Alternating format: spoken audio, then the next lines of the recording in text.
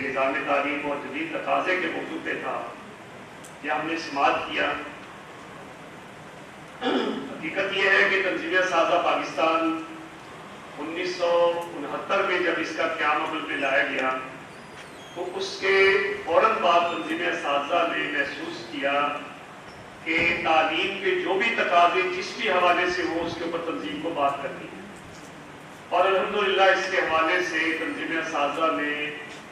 پورے پاکستان میں اس طرح کی مجالس، جس میں سے ایک مجلس میں آج ہم بیٹھے ہوئے ہیں،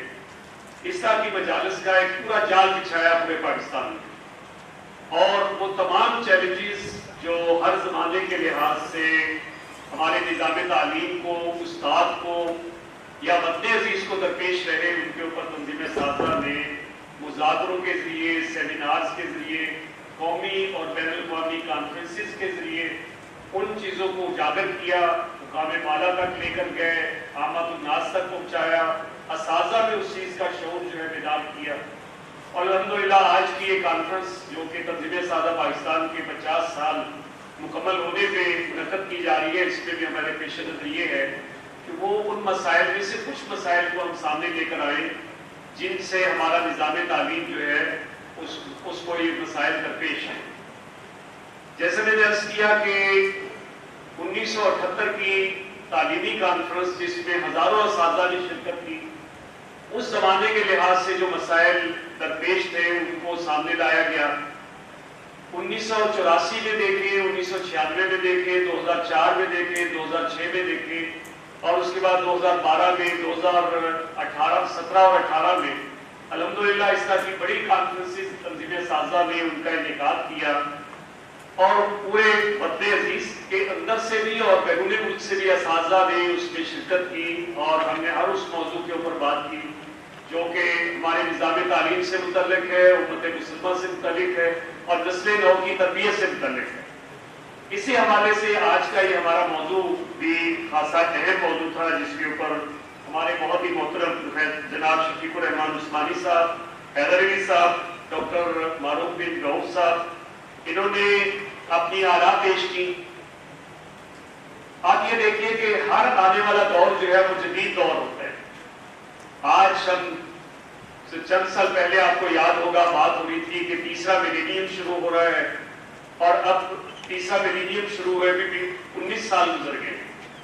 اور زمانہ بڑی تیزی کے ساتھ پہلے کہا کرتے تھے کہ 14ویں صدی بس دنیا ختم ہو جائے گی، اور پھر پتہ چلا کہ 15ویں صدی بھی آ گئی، دنیا نے تو ختم ہونا ہے، لیکن یہ کہ وہ زمانہ نیا سے نیا آگے سے آگے بڑھتا چلا جا رہا ہے، اور آج سے 20 سے 25 سال پہلے ہم یہ تصور نہیں کر سکتے تھے جس ماحول سے آج ہم گزر رہے ہیں، اس طرح کا ماحول کبھی پیش نہیں آئے گا کہ ابو عامر اعظمی صاحب کے ہاتھ میں موبائل ہوگا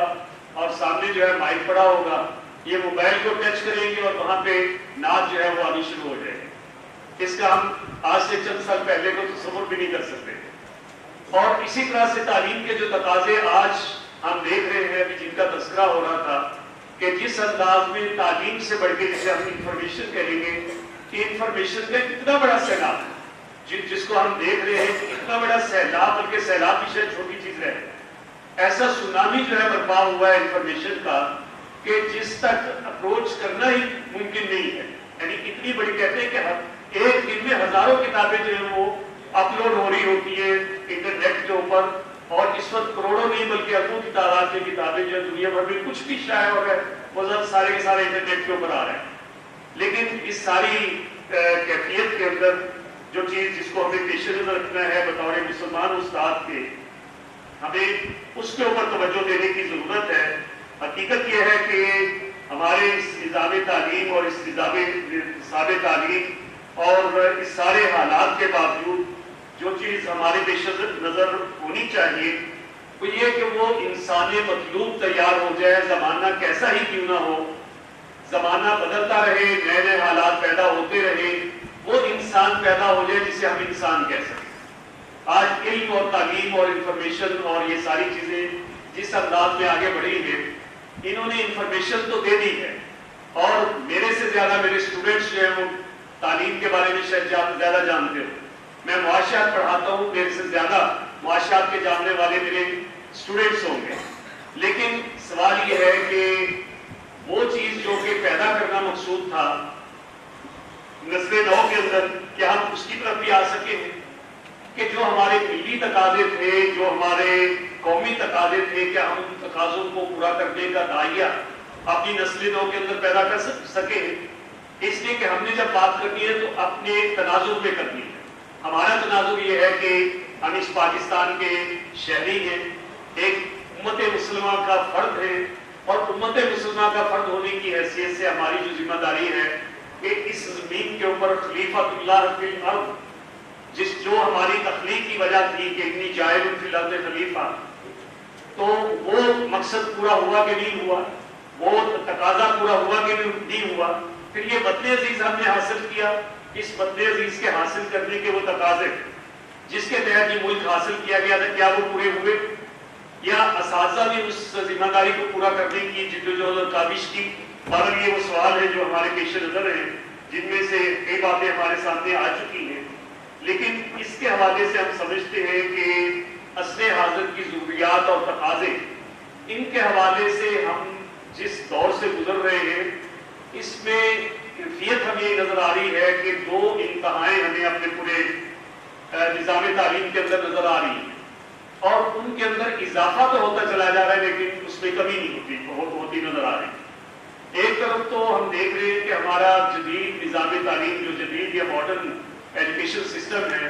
اس کا ہم جائزہ لیتے ہیں اور اس کی بات کرتے ہیں، اور دوسری طرف وہ نظام تعلیم ہے جو ہمارے مدارس کے اندر ہے. مدارس کا نظام تعلیم وہ نظام تعلیم ہے کہ جس نے ہماری اسلامیت کو برقرار رکھا ہے. میں اس بات کو برملا اس بات کا اظہار کروں گا کہ میرے آپ کے محلے میں رہنے والی وہ خاتون بہت عظیم خاتون تھی کہ جس نے محلے کے بچوں کو اکٹھا کیا اور بچوں کو پڑھایا اور قرآن پڑھایا، اور اس کے ذریعے وہ قرآن کی تعلیم کا ایک تسلسل جو ہے ہمارے معاشرے کے اندر قائم ہوا. ہمارے وہ مولوی صاحب جنہوں نے کچی روٹی اور پکی روٹی پڑھی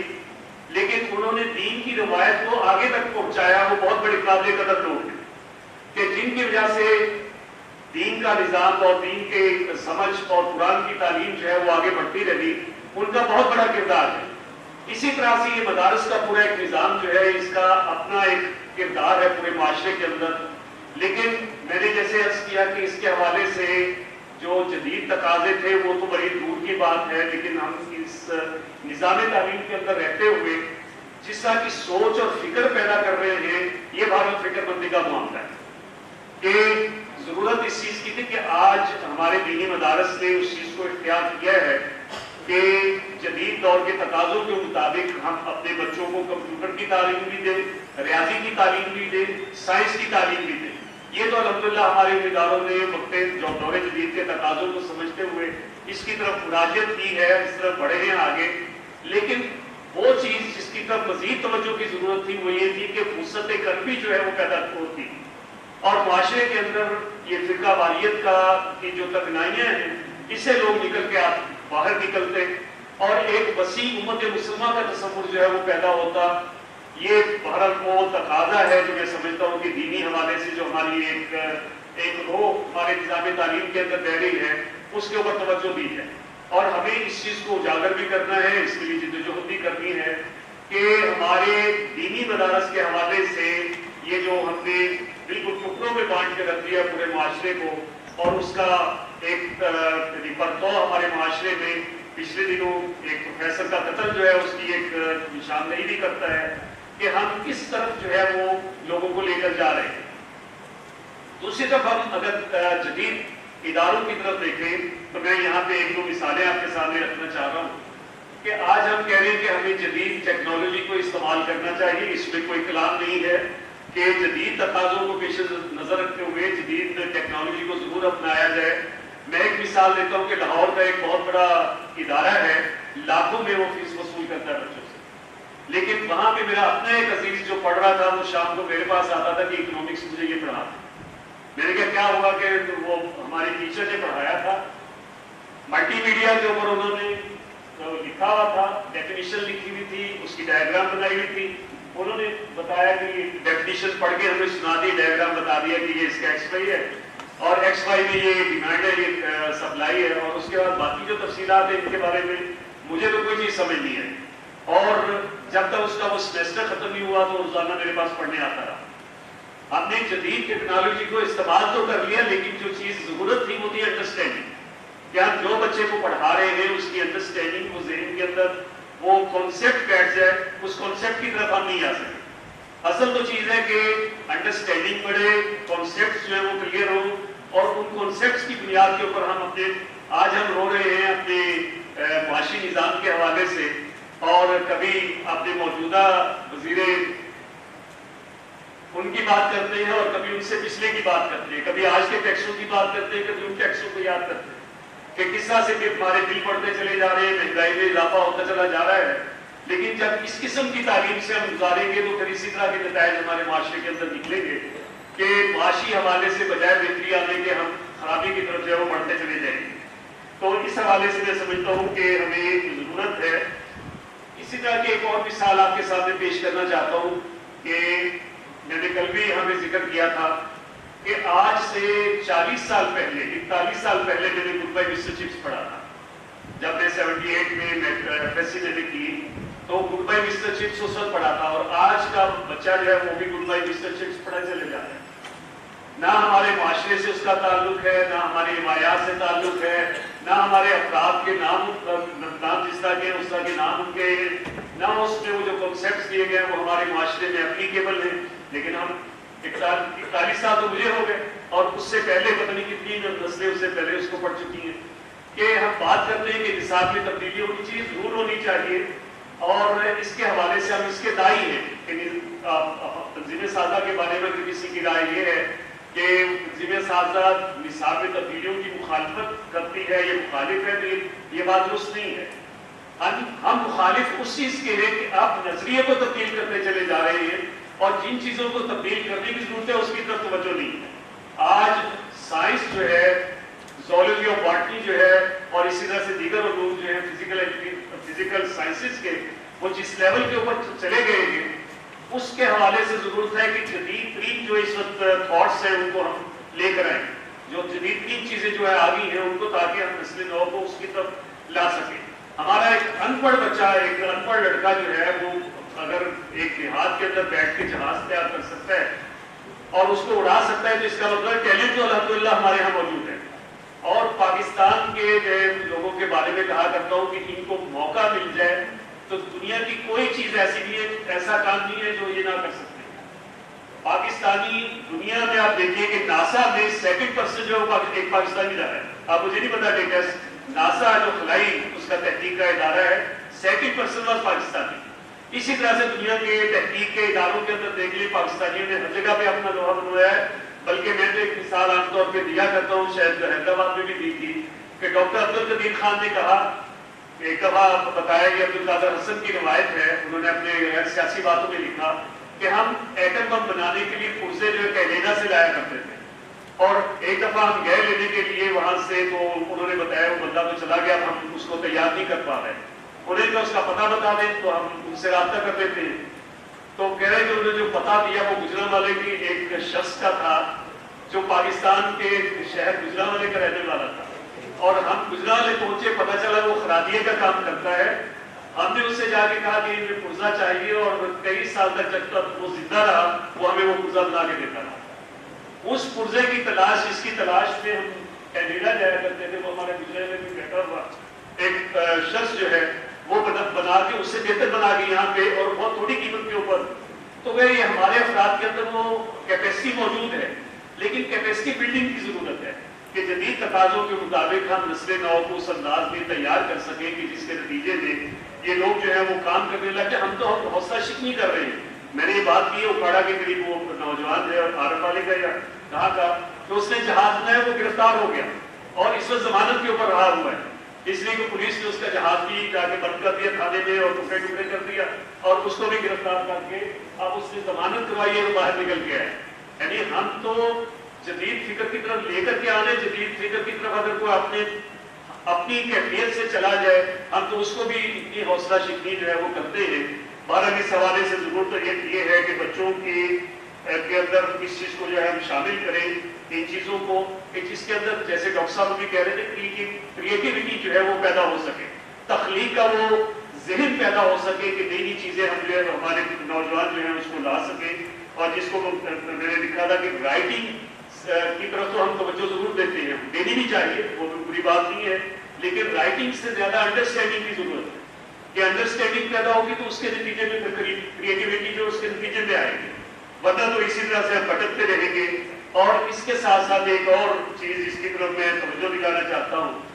وہ جو اوریہ مقبول کہا کرتے ہیں کہ کسی قوم نے 5000 سالہ تاریخ میں کسی دوسری زبان میں ترقی نہیں.